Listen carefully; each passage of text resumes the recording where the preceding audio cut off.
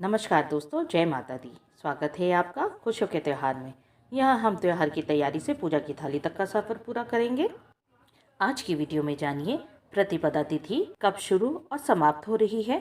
जानेंगे राहु काल का समय। जानेंगे आज के दिन माता के किस स्वरूप की पूजा की जाती है। कौन से रंग पहन करके माता की पूजा करें, क्या भोग लगाएं, क्या पकवान चढ़ाएं, कौन से फल चढ़ाएं, कौन से फूल चढ़ाएं। इस दिन की पूजा से कौन से ग्रह दोष मिटेंगे, जानेंगे पूजा विधि। साथ ही जानेंगे कथा, मंत्र और आरती भी। लेकिन वीडियो शुरू करने से पहले कमेंट में जय माता दी जरूर लिखें दोस्तों, और अगर सब्सक्राइब ना किया हो तो सब्सक्राइब भी कर लें। हिंदू पंचांग के अनुसार 15 अक्टूबर 2023 रविवार को आश्विन माह के शुक्ल पक्ष की प्रतिपदा तिथि है। शुक्ल पक्ष की प्रतिपदा तिथि शुरू हो रही है 14 अक्टूबर रात्रि 11:25 पर और समाप्त होगी 15 अक्टूबर मध्य रात्रि 12:32 पर। 15 अक्टूबर रविवार को राहु काल का समय होगा शाम 4:41 से 5:57 तक। इस बीच आपको पूजा नहीं करनी है। इस समय तक घट स्थापना लोग कर चुके होंगे और संध्या आरती का समय रहेगा, पर ध्यान रखें 5:57 के बाद ही संध्या आरती शुरू करें। नवरात्रि के पहले दिन माँ दुर्गा के प्रथम स्वरूप शैलपुत्री की पूजा की जाती है।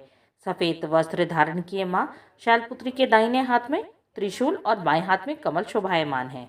माँ के माथे पर चंद्रमा सुशोभित है। यह नंदी बैल पर सवार संपूर्ण हिमालय पर विराजमान है।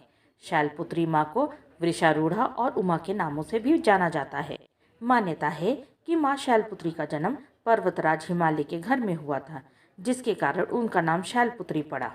देवी के इस रूप को करुणा और स्नेह का प्रतीक माना गया है। घोर तपस्या करने वाली माँ शैलपुत्री सभी जीव जंतुओं की रक्षक मानी जाती हैं। आइए जाने कौन से रंग पहनकर माता की पूजा करें। इस दिन आप पूजा करने से पहले नारंगी रंग के वस्त्र पहने और माता को भी पहनाएं। अब जानेंगे क्या भोग लगाएं। इस दिन माता को गाय के दूध से बने पकवानों का भोग लगाया जाता है। पिपरमिंट युक्त मीठा मसाला पान, अनार और गुड़ से बने पकवान भी देवी को अर्पण किए जाते हैं। आइए जाने क्या पकवान चढ़ाएं। इस दिन आप माता रानी को कलाकंद का भोग लगा सकती हैं। गाय के दूध से बनी मिठाई माता रानी को काफ़ी पसंद है। अब जानेंगे माता को कौन सा फल चढ़ाएं। वहीं फल में देवी शैलपुत्री को एक अनार का फल जरूर चढ़ाना चाहिए। ऐसा माना जाता है कि अनार चढ़ाने से देवी जल्द प्रसन्न होती हैं। अनार उनका प्रिय फल भी माना जाता है। अब जानेंगे माँ शैलपुत्री को कौन से फूल पसंद है। माँ शैलपुत्री को सफ़ेद कनेर के पुष्प अति प्रिय हैं।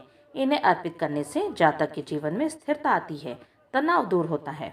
अब जानेंगे आज के दिन पूजा करने से माता कौन से ग्रह दोष मिटाएंगी। माँ शैलपुत्री का स्वरूप चंद्रमा को दर्शाता है, इसलिए इनकी पूजा से जातक के चंद्रमा से संबंधित दोष दूर हो जाते हैं। आइए जाने पूजा विधि। नवरात्रि के पहले दिन प्रातःकाल उठकर स्नान आदि से निवृत्त होकर स्वच्छ कपड़े पहने। फिर एक चौकी पर देवी दुर्गा की प्रतिमा और कलश स्थापित करें। फिर माँ शैलपुत्री का ध्यान कर व्रत का संकल्प करें। माँ शैलपुत्री को सफ़ेद रंग के वस्तुएं काफ़ी प्रिय हैं, इसलिए चंदन रोली से टीका कर माता की प्रतिमा पर सफ़ेद वस्त्र और सफ़ेद फूल चढ़ाना चाहिए। साथ ही सफ़ेद रंग की मिठाई का भोग भी माँ को बहुत पसंद आता है। बाद में शैलपुत्री माता की कथा करें और दुर्गा सप्तशती का पाठ करें। इसके बाद दुर्गा चालीसा का पाठ करें। बाद में माँ की आरती करें। आइए जाने माँ शैलपुत्री की कथा। पौराणिक कथाओं के अनुसार राजा दक्ष ने अपने निवास पर एक यज्ञ का आयोजन किया था, जिसमें उन्होंने सभी देवी देवताओं को बुलाया, लेकिन अपने अपमान का बदला लेने के लिए उन्होंने शिव जी को नहीं बुलाया।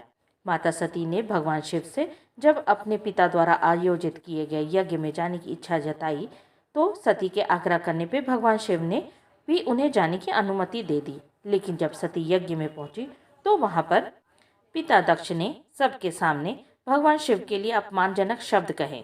अपने पिता की बातें सुनकर माँ सती बेहद निराश हुई और उन्होंने यज्ञ की वेदी में कूदकर अपने प्राण त्याग दिए। जिसके बाद माँ सती अगले जन्म में शैलपुत्र हिमालय के घर में जन्मी और वहाँ शैलपुत्री कहलाई। माँ शैलपुत्री के मंत्र। ओम देवी शैलपुत्री नमः। वंदे वांछित लाभाय चंद्रार्धकृत शेखराम वृषारूढ़ाम शूलधराम शैलपुत्रीम यशस्विनीम। आरती में आप माँ अम्बे की आरती गाएंगे। अगर आपको ये वीडियो पसंद आई तो हमें लाइक ज़रूर करें। यहाँ तक बने रहने के लिए आप सबका धन्यवाद। जय माता दी।